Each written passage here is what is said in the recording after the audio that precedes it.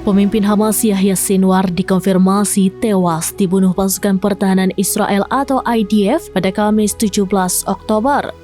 Militer IDF mengunggah rekaman terakhir yang memperlihatkan perlawanan Yahya Sinwar sebelum tewas.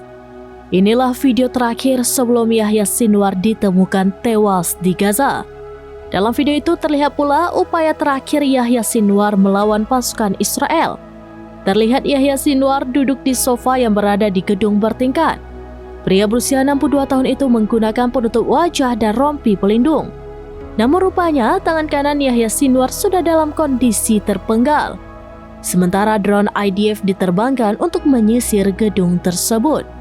Pesawat tak berawak itu mendekati Yahya Sinwar yang duduk di sofa. Tidak lama kemudian, Sinwar mencoba menyerang drone tersebut dengan satu tangan. Terlihat pemimpin Hamas itu melempar tongkat menggunakan tangan kirinya ke arah drone IDF. Sayangnya, serangan itu tidak tepat sasaran sehingga drone Israel berhasil kabur. Media Israel pun turut merilis bukti jasad Yahya Sinwar yang tewas seusai baku tembak dengan IDF.